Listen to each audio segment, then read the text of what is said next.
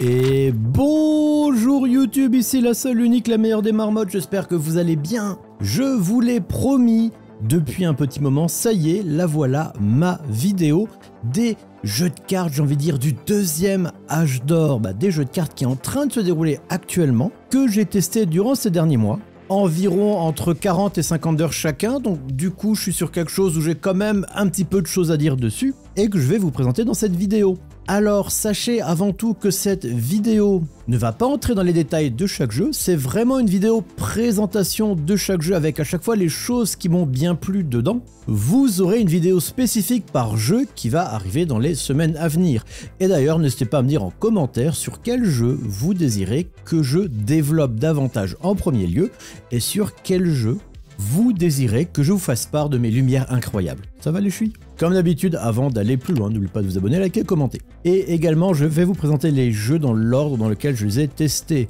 N'y voyez pas de classement, c'est tout simplement l'ordre dans lequel j'ai pu me procurer les cartes et l'ordre dans lequel je les ai essayés. Et celui que j'ai essayé en tout premier, c'est Flesh and Blood. Et c'est également le plus atypique. Donc Flesh and Blood qui existe depuis 2019 et qui est publié par Legend Story Studio, un studio qui est à Auckland en Nouvelle-Zélande. Le but du jeu est extrêmement simple, vous allez avoir un héros, ce héros va posséder plusieurs équipements avec lui et le but va être tout simplement de descendre les points de vie du héros adverse à 0. Chaque héros va débuter avec un nombre de cartes dans la main, 4 ici, un nombre de points de vie, 20 ici, et toute une série d'équipements, que ce soit ici une arme à deux mains, des jambes, des têtes, oui plusieurs têtes, un bras ou encore un torse. L'idée c'est extrêmement différent de tous les jeux style Magic ou autres, des jeux à mana ou comme Hearthstone à ressources. Ici ce n'est pas le cas, la ressource va être des actions.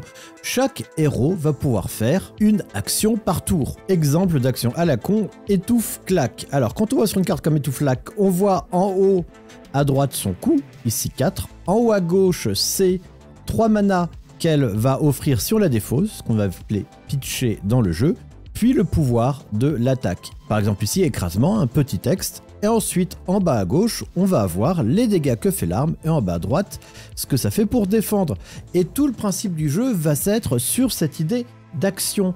Vous allez faire une action, pour jouer cette action, vous allez défausser ce qu'on appelle pitcher dans le jeu, des cartes de votre main, puis votre adversaire va pouvoir défendre en défaussant des cartes de sa main avec la petite valeur en bas à droite dont je vous ai parlé.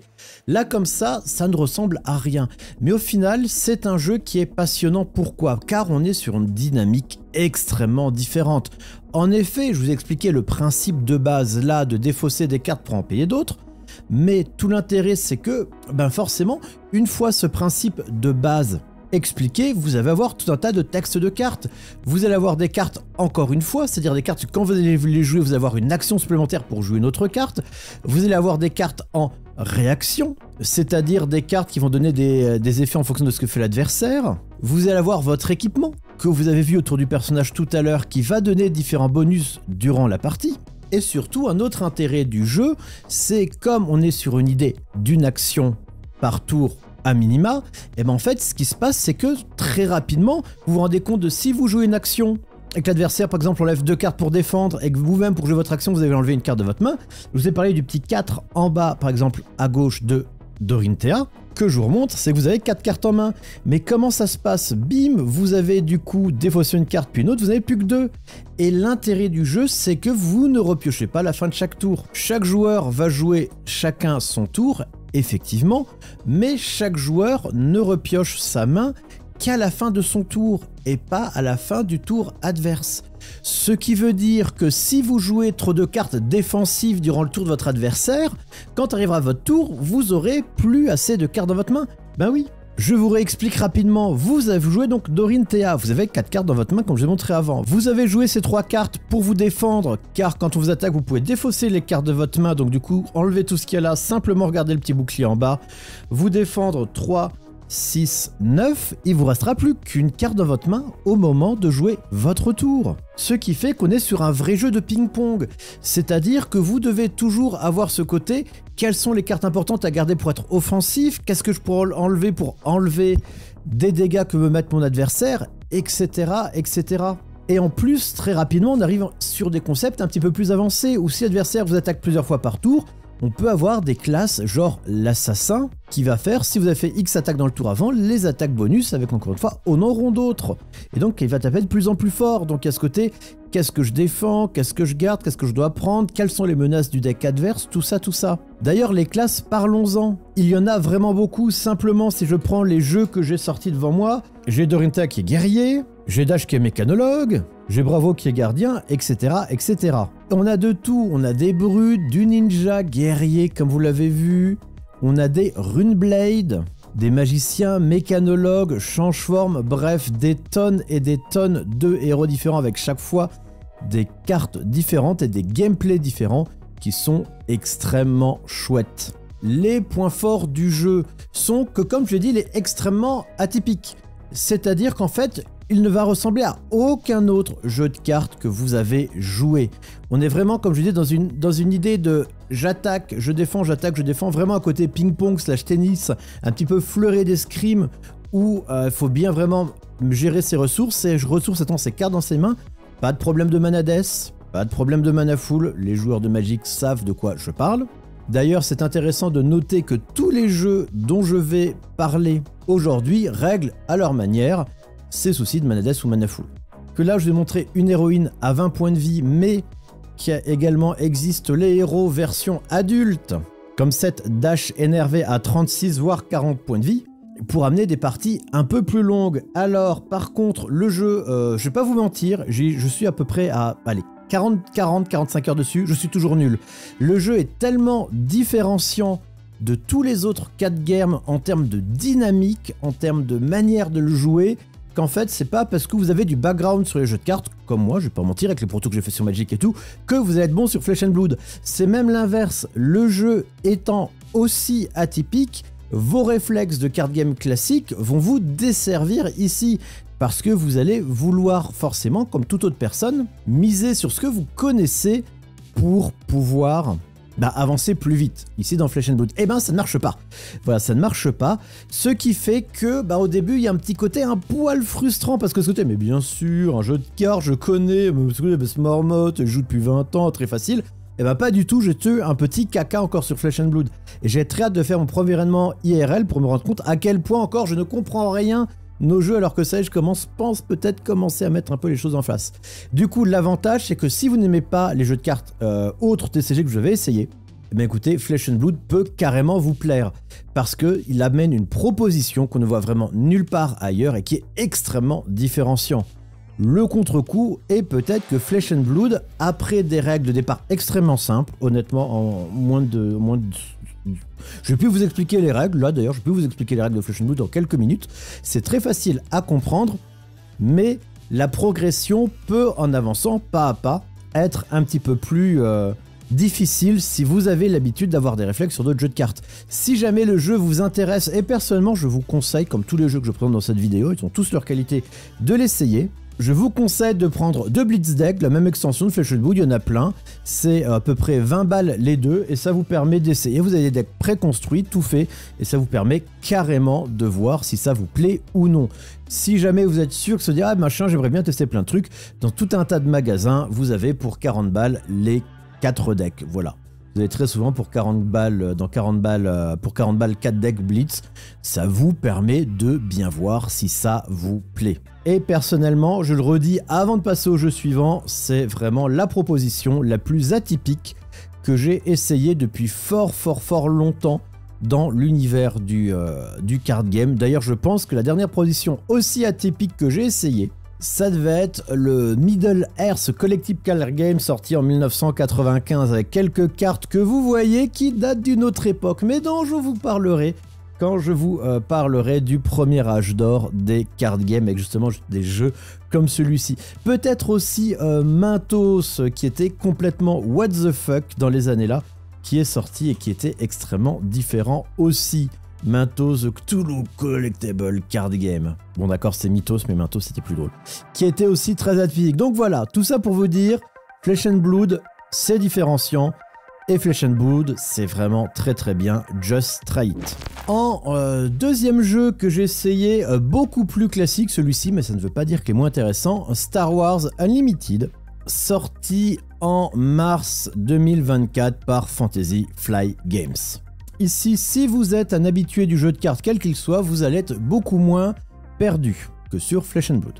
Le principe est extrêmement simple là aussi, vous avez une base qui représente votre total de points de vie, ici 30 points de vie. Cette base a une couleur, ici vert. Vous avez un héros, un champion que vous choisissez, qui amène également lui deux couleurs. Ici dans votre jeu, vous pouvez jouer des cartes vertes, jaunes et bleues. Encore une fois, je rappelle, c'est une vidéo pour présenter rapidement le jeu. Ne me tombez pas dessus dans les commentaires parce que je ne sors pas toutes les explications des spécificités. Mais oui, Marmotte, tu peux mettre quand même telle carte, etc. etc. Je sais, j'explique simplement, on ne me critique pas. Enfin si on me critique, mais de manière constructive quand même, soyez gentils. J'ai un cœur comme tout le monde, même si je suis youtubeur. À côté de ça, vous allez avoir une zone où vous allez pouvoir mettre vos unités au sol, comme cette avant-garde obéissante, et un endroit pour mettre les unités spatiales, ici présent avec ce Soulless One.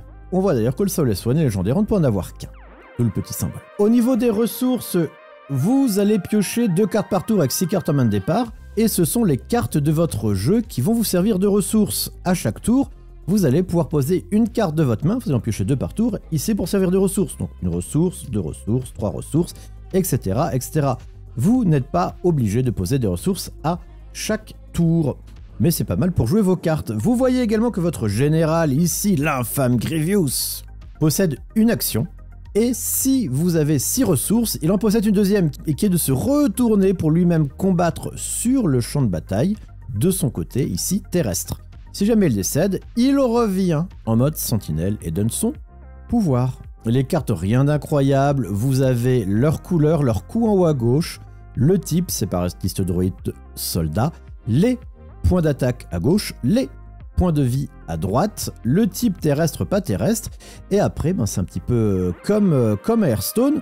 Vous attaquez avec votre carte, voilà, si elle est là, du côté là, hop hop hop, vous attaquez, bim, j'attaque ton petit monstre en face. Vous attaquez la carte en face, bim, on se met les dégâts, puis voilà, classique, la Pri1, la Mi4, tout ça, rien de transcendant. Mais vous choisissez vous attaquer, vous pouvez aller attaquer le héros, comme sur Hearthstone, Faces the Place. Différence principale et ultra intéressante de ce jeu, ça va vous parler si vous avez joué au Gwent, jeu de cartes atypique qu'il en a été également, mais le Gwent un peu plus tiré des jeux de cartes traditionnels à points comme la belote ou le tarot. Mais bref, ça c'est encore une autre vidéo, j'ai trop de choses à vous dire sur le jeu de cartes, c'est une catastrophe. C'est-à-dire que il y a un jeton action. C'est-à-dire qu'en fait, vous jouez à tour de rôle, c'est pas je joue mon tour, oh oh oh tu me regardes, tu joues ton tour, oh oh oh tu me regardes. C'est-à-dire que le joueur, par exemple 1, va avoir une action, action 1, j'encage 3 ressources pour mettre notre petit ami, le super droïde de combat. Ou une autre action, on joue une tactique, des cartes éphémères, des cartes qui fonctionnent qu'une fois. Ou une autre action, j'attaque un adversaire, etc. Il y a toute une série d'actions que l'on peut faire, et du coup c'est à toi. Je fais une action, j'attaque ça. Ah bah du coup, une fois que tu as fait cette action, je pose ça. Ah bah du coup, je refais une action, j'attaque là. Ah bah du coup, je fais une autre action, etc. Jusqu'un des deux joueurs passe son tour. Dès qu'un joueur passe son tour, car il ne désire plus faire d'action, on peut ne plus faire d'action dès que l'on veut, il récupère le jeton première action. Et donc au tour suivant, ce sera lui qui commencera à avoir son action.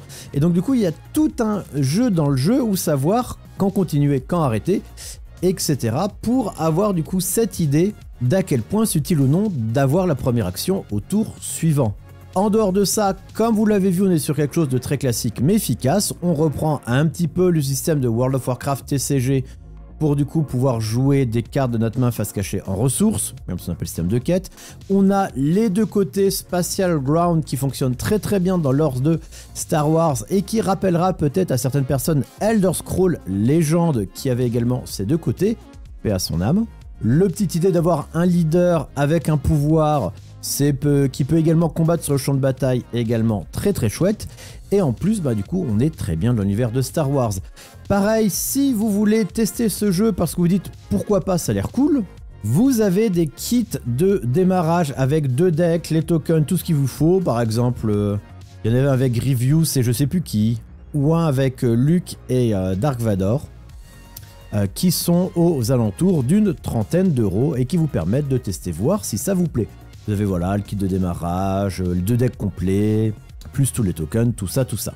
Bref, sur ce Star Wars, on est simple, on est efficace. Oui, on ne révolutionne pas l'univers du jeu de cartes, mais on prend les meilleurs éléments qu'on retrouve un petit peu partout dans les jeux de cartes, que je me permets de mettre entre guillemets, crochet parenthèse, à la Magic Hearthstone, et tout goupillé ensemble, ça fonctionne très bien et c'est une partie très plaisante à jouer, que ce soit ce côté, est-ce qu'on doit plutôt booster le spatial, est-ce que plutôt le ground, est-ce qu'on doit laisser le tour à l'adversaire, etc., etc., à quel moment arrêter de mettre des ressources, est-ce qu'il faut bien mettre le leader à ce moment, tout ça.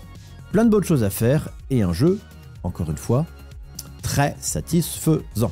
Et c'est un jeu qui fonctionne très bien, que ce soit pour les fans de Star Wars, parce qu'il est vraiment, encore une fois, très facile à prendre en main. Je vous avais vu, en fait, tous les jeux que je vais vous présenter sont faciles à prendre en main. Chaque fois, maintenant, on est dans l'univers du jeu de cartes, sur vraiment le easy to learn. On est vraiment sur le jeu qui doit être compréhensible en moins de 10 minutes. Après, certes, il faut lire les cartes un petit peu au fur et à mesure, mais bon, ça, ce sont des choses qui arrivent et que je trouve extrêmement intéressants. Car on est loin des jeux avec des règles à rallonge, avec des fois 50 pages de règles, avec toutes les petites explications. Oui, il y a des cas à part, mais vraiment l'inaccessibilité est vraiment beaucoup mieux faite qu'à l'époque. Troisième jeu est testé, et le plus simple des 5 que je vais vous présenter, c'est Lorcana. Lorcana est un jeu de cartes sorti en 2023 dans l'univers de Disney. Bah oui, pour Star Wars, j'avais pas besoin de vous le présenter, mais pour Lorcana, c'est pas forcément dans le nom. Et édité par Ravensburger. Pour gagner, c'est extrêmement simple. Ici, pas besoin de réduire une forteresse à 0 comme dans Star Wars, ou de descendre les points de vie du héros adverse à 0 comme dans Flesh and Blood. Vous allez devoir amasser du lore. Et en effet, on va vite le comprendre, Lorcana est vraiment un jeu qui s'adresse à tout le monde, et notamment un public qui n'est pas attiré habituellement par les jeux de cartes. Si je me permets une comparaison, Lorcana est au jeu de cartes physique ce que Hearthstone a été au jeu de cartes numérique. Ici encore une fois, en regardant une carte, c'est extrêmement simple. Vous avez le nom de la carte, Yzma, injustement traité. Ah bah oui, c'est l'univers de Disney, vous allez avoir tous les personnages de Disney. Vous allez avoir son coup en haut à gauche, le petit 1, c'est sa force, le petit 4, sa santé, et les deux petits signes vers le haut juste en dessous, ce sont les signes de l'or qu'elle vous rapporte en partant à l'aventure. Au niveau des ressources, c'est un petit peu différent. En effet, vous allez voir, vous avez vu cette carte juste à l'instant, mais certaines cartes auront un petit symbole en haut à gauche autour du chiffre d'invocation. Ce sont des cartes du coup ancrables et ce sont les cartes qui pourront vous servir de ressources. Ce sont ces cartes que vous utiliserez en mettant une ressource et que vous pourrez en poser une par tour. Vous pourrez ainsi ce qu'on appelle ancrer une carte une fois par tour et ensuite vous en servir comme un mana. Par exemple ceci. Ou ceci vous donnera 3 mana, vous permettant de jouer des cartes qui valent jusque 3 mana au total par tour. Et après, classiquement, on engage, comme sur Star Wars, pour payer le coût des cartes. Les cartes, vous allez pouvoir les envoyer, hop, chercher à l'aventure du lore, pour hop, augmenter votre compteur de lore pour arriver au 20. Et jamais, vous pouvez également vouloir attaquer une carte engagée adverse. Par exemple, ce petit Arthur ici peut s'engager pour aller, hop, attaquer le petit joueur adverse et lui mettre 2 points de dégâts. Une carte à 0 étant une carte qui s'évanouit. Bien sûr, on est dans l'univers de Lorcana, il n'y a pas de sang. Mais, et c'est une spécificité du jeu, on ne peut pas attaquer des créatures adverses qui ne sont pas déjà parties à l'aventure ou qui ne sont pas déjà engagées par un effet du jeu. On est sur quelque chose qui va être moins agressif et qui va être moins interactif avec le deck adverse. Et ceci s'explique par le fonctionnement de Lorcana. Et quelque chose qui fait évidemment aussi peur aux personnes qui commencent un peu cet univers du jeu de cartes en versus et non en coopératif, comme un Horror Arkham par exemple, c'est qu'on a peur, du coup on n'a pas envie de faire son petit jeu, de mettre ses petits trucs en place et de tout de suite se faire agresser par l'adversaire ou attaquer par l'adversaire tout de suite. On aime bien être un peu plus à la cool, on aime bien pouvoir mettre un petit peu en place son petit jeu, partir à l'aventure, etc.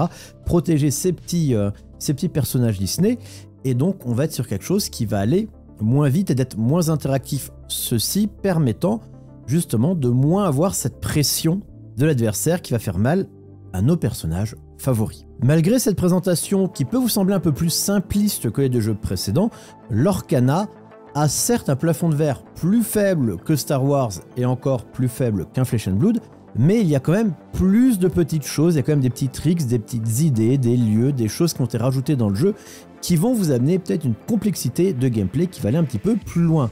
Un petit peu plus loin que ce que juste vous ai présenté là, d'avoir le plus vite possible les 20 d'aventures dans son coin tout seul. Mais ce sera pour la vidéo qui va présenter plus en avant Lorcana et qui arrivera. Si jamais vous dites pourquoi pas Lorcana, effectivement ça l'est simple. C'est vrai que Lorcana a l'énorme avantage, ne mentons pas, d'avoir un public plus jeune et beaucoup plus féminin que les autres jeux de cartes. Que ce soit grâce à l'univers de Disney ou justement grâce à ce côté moins tout dans la tête, bim bam boum, grosse bagarre que d'autres jeux. Un deck de base de Lorcana coûte aux alentours de 20 € et comptez-en 2 évidemment pour pouvoir faire l'un contre l'autre pour pouvoir avoir 2 decks pour débuter. Et encore une fois, dans les boîtes de decks, que je n'ai absolument pas gardé, c'est pour ça que je vous montre les cartes comme ça, comme un margoulin. Dans les boîtes de decks, vous avez les tokens et tout ce qui va bien pour compter tout ça et pour voir où vous en êtes en lore ou quelles petites blessures ont pris vos bonhommes et bonnes femmes. J'essaie de ne pas avoir le langage habituellement que j'ai sur les jeux de cartes, mais je galère un petit peu. 4e jeu que j'ai testé, One Piece. One Piece The Card Game. Sorti en 2022 et en français début 2025. D'ailleurs, je vais vous présenter les cartes en anglais, mais sachez que ça existe du coup en français depuis le début de l'année. Le jeu est déjà maintenant à sa 10 ou 11e extension, mais ceci, on s'en fout complètement. Ce qui nous intéresse là maintenant tout de suite, c'est comment ça marche. Et comment marche ce One Piece? Alors, vous allez avoir un héros. Ici, le bon vieux Kaido, un des 4 empereurs. Alors oui, pour ceux qui ne le sachent pas, je suis fan de One Piece depuis environ plus de 20 ans. J'ai commencé à lire mes premiers tomes. Waouh, j'habitais encore dans mon appart étudiant il y a 20 ans de ça. Et du coup, je suis tome après tome One Piece depuis ce temps. Donc, alors, votre personnage a sa force en haut ici, 5000. C'est le cas de quasiment tous les héros, en tout cas tous ceux que j'ai vus. Sachant que si vous avez l'habitude de jouer à des jeux japonais, vous ne serez pas dépaysé parce qu'on est dans les grandes forces. 5 points de vie pour les points de vie ici pour le life, des capacités au milieu, on s'en fout ici. Le but va être de descendre les points de vie de l'adversaire. Et déjà les points de vie se matérialisent comment? Vous allez prendre 5 cartes de votre jeu en début de partie, ça va être les 5 points de vie de votre héros. Et à chaque fois que votre héros va perdre un point de vie, vous allez lui enlever une de ces cartes et la mettre dans votre main. J'en parle là et c'est important car, je ne rentre pas encore une fois dans les détails ici, car certaines de ces cartes ont un effet directement quand elles sont piochées. Et c'est un système qu'on retrouvait déjà dans Elder Scrolls Legends. Oui, je parle d'Elder Scrolls Legends, ce jeu qui avait un tas de bonnes idées, mais qui est mort malheureusement. Votre mana sera des cartes Dawn. Le premier joueur a une carte Dawn, le second 2 cartes Dawn, et après on en rajoute 2 par tour jusqu'à un maximum de 10. Ces cartes Dawn vont vous permettre tout simplement de jouer les cartes très classiquement. Par exemple, l'ami X Drake va avoir un coup à 3 en haut à gauche, vous le voyez, c'est un caractère en coup à 3. Et du coup, vous allez pouvoir le jouer en inclinant 3 cartes Dawn. Autre chose, les cartes Dawn, et c'est le deuxième intérêt, c'est pour ça que je reviens autant dessus, ces cartes Dawn peuvent s'attacher à un personnage pour lui donner plus 1000 de force durant le tour. Du coup, il reviendra au début de votre prochain tour, ce qui fait que vos ressources non usitées vont être des boosts pour vos personnages. Ensuite, vos personnages vont attaquer les personnages adverses. Le joueur adverse va pouvoir se défendre, par exemple ici avec votre Drake qui a 5000 plus 1000, 6000, qui attaque une ulti qui du coup devrait la tuer. Si vous défaussez Black Maria, ça rajoute plus 1000 parce que vous avez plus 1000 counter. Et il faut être au-dessus de la force adverse pour le vaincre et le tuer, c'est un caractère classique, pour mettre un point de dégâts si c'est le héros, le personnage principal de votre adversaire. En dehors de ça, bien entendu, comme dans tous les jeux, vous avez ces effets qui fonctionnent qu'une fois, vous avez des lieux, bref, vous avez un tas de petites choses qu'on retrouve dans un tas de card games. Le jeu est clairement un jeu d'inspiration japonaise, et quand je dis ça, c'est que si vous avez joué à Yu-Gi-Oh!, à des Dragon Ball, ou à d'autres jeux du style un peu plus obscur, vous n'allez pas être dépaysé, ça va être très similaire à ce que vous avez déjà vu. À nouveau, je le redis à chaque fois, mais vous aurez une vidéo plus complète avec toutes les explications, comment bien débuter, où trouver les decklists, etc., etc., comme sur tous les jeux, si ça vous branche. Encore une fois, je vous l'ai dit, je vous ai montré des cartes en anglais, mais le jeu existe en français. Et comptez 16 € pour un deck de démarrage, comme je vous ai montré là, sachant qu'évidemment, il vous en faudra 2 pour jouer avec. Voilà, vous en avez un tas avec quasiment tous les personnages de la série, en tout cas tous les personnages récents de la série, vu que comme on est sur un jeu sorti en 2022, on est plutôt sur les événements. De toute façon, si vous avez vu Kaido Du coup, vous savez très bien de quel arc ça parle. Et si vous ne savez pas de quel arc ça parle, je ne vais pas vous en dire davantage. Profitez bien, c'est de la balle. Et enfin, last but not least, Altered. Altered, c'est français. C'est sorti en 2024. Et là aussi, on est sur un système un petit peu différent. C'est-à-dire qu'un petit peu comme l'Orcana, vous n'allez pas devoir détruire ou descendre les points de vie d'adversaire à 0, vous allez devoir réussir un objectif de votre côté. Et je vais vous expliquer cela. Cet objectif est extrêmement simple. Vous allez avoir une partie de votre expédition qui va partir ici du point héros, une autre partie de votre expédition qui va partir ici du point compagnon. Faut imaginer que ça mène là, mais vous verrez pas, sinon avec le zoom, tout ça, hein, je vous connais. Et du coup, l'idée, c'est que vos héros rencontrent votre expédition de compagnons. Faire poum, poum, poum, poum, poum, poum, poum, poum, poum. Bref, de se balader sur la map. D'ailleurs, vous le voyez, il y a un petit truc là pour mettre votre petit pion ici. Puis un autre pour mettre votre petit pion ici, que vous pouvez customiser et tout pour pouvoir mettre. Et voilà. Donc, le but, c'est de traverser des terres. Et comme on voit là, pour traverser des terres, on va additionner les symboles de vos cartes. Et si vous avez plus que l'adversaire, vous avancez. C'est pas très clair? Si, ça va être très clair dans quelques instants. Prenons cette carte, Esmeralda, qui évidemment existe en français. J'ai les cartes en anglais parce que je ne veux pas trop en français, mais je trouve en français. Donc vous voyez que cette carte, elle a son petit nom. Voilà, Esmeralda, voilà, c'est un personnage, c'est une artiste. Il y a sa faction en haut, ça apporte pas grand chose, mais vous comprendrez pourquoi j'y reviens après. Vous avez son coup en haut à gauche, qui est son coup de sa main, en bas, en dessous, le coup de la réserve, c'est-à-dire un personnage, comme il fait partie d'une expédition, il sert sur une case, puis après il va à votre réserve, vous pouvez le jouer une deuxième fois avant qu'il ne soit défaussé. Puis après, vous avez ce qu'elle apporte en forêt 0, en montagne 2 et en île 2. Et du coup, c'est toutes les cartes là, comme ça, que vous allez utiliser, que vous allez additionner pour pouvoir avancer d'une zone à l'autre. Et pour pouvoir continuer à avancer. Et si on revient juste avant sur les terrains, on voit que certaines zones sont plus ou moins faciles parce qu'on peut additionner les personnages montagne ou île, tandis que si on additionne que des forêts, ben c'est déjà plus difficile parce qu'il faut avoir des personnages qui ont des forêts, il faut en avoir plus que l'adversaire, et ben oui, je vous le redis, c'était peut-être moins clair avant, mais quand vous voulez avancer, on va à chaque tour comparer, ben voilà, votre expédition est sur la case forêt, l'expédition de votre adversaire est sur la case forêt, où il n'y a qu'une seule forêt, comme vous l'avez vu, lequel des deux joueurs a le plus de forêts.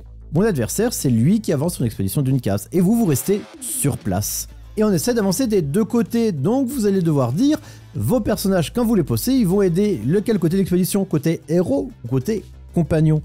En dehors de ça, vous avez un système de mana comme Star Wars, où vous piochez des cartes et vous les mettez face cachée pour faire de la mana permettant de jouer des cartes à nouveau. Je vous ai parlé du coup juste avant. Les joueurs, comme Star Wars, jouent une carte chacun son tour. Je joue une carte, je joue une carte, je joue une carte, je joue une carte. Par contre, ici, quand on passe, on n'a pas de jeton premier joueur. C'est dans tous les cas chacun son tour qui va commencer en premier. Et c'est tout. C'est-à-dire que là aussi, on est sur un jeu, plus même que l'Orcana, à interaction indirecte. En effet, vous allez faire votre expédition de votre côté, mais vous allez qu'à peu de moments, avec des cartes autres, faire du mal à l'expédition de votre adversaire.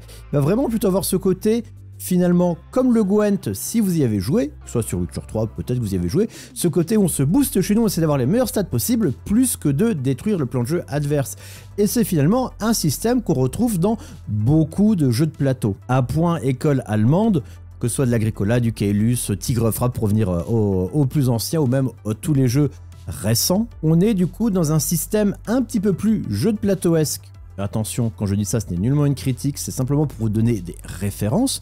On est dans un système de jeu plus proche de cela et du coup plus proche de l'interaction purement indirecte. Un petit peu comme de l'Edge of Wonder, de Player, Duel, etc., etc. Je sens que c'est plus Edge of Wonder, Seven Wonder, pardon, oh là là, tellement de jeux Wonder, je confonds. Bref, c'est un petit peu un entre-deux et là aussi, c'est un jeu très intéressant parce qu'encore une fois, il amène quelque chose que l'on n'a pas vu ailleurs et qui n'est pas similaire à ce que je vous ai présenté auparavant. Là aussi, pour un deck de démarrage Altered, comptez 15-16 € et évidemment, il vous en faudra 2 pour pouvoir jouer à 2, bien entendu. J'aurais pu vous les montrer, mais j'ai jeté les boîtes comme un gros naze. Du coup, voilà, je n'ai plus de boîte parce que je suis un... Hey, gros nul! Bref, si on doit récapituler rapidement, on est sur un Flesh and Blood le plus atypique, le plus différenciant par son système d'action sans mana, je joue, tu joues, un petit peu comme je dis dans match de ping-pong, sur un Star Wars qui fonctionne très bien avec le lore Star Wars et qui reprend les principes les plus efficients qu'on trouve dans tous les card games depuis un bon moment, un Lorcana qui veut faire du coup ce pont vers un public qui ne joue pas forcément au jeu de cartes en amenant quelque chose de très simple, en amenant quelque chose où on doit monter un score de 0 à 20 avec ce score de lore en profitant de l'univers de Disney, un One Piece qui va faire plaisir à tous les fans des jeux japonais style Yu-Gi-Oh! Et à tous les fans évidemment de cet incroyable manga, en remettant de manière moderne pas mal de mécaniques pour les rendre beaucoup plus digestes et agréables à jouer, et enfin un Altered qui va quant à lui proposer un jeu non pas en duel direct mais en duel indirect, en simplement essayant de faire avancer son expédition plus vite que celle de l'adversaire. En tout cas, j'espère que cette vidéo vous a plu. Ne vous inquiétez pas, comme je vous l'ai dit, n'hésitez pas, mettez-moi dans les commentaires lequel de ces 5 jeux vous voulez que je traite en premier de manière approfondie. Je vous fais des gros bisous YouTube, je vous dis à très bientôt pour de nouvelles aventures. N'oubliez pas, vous êtes les meilleurs. Ciao tout le monde!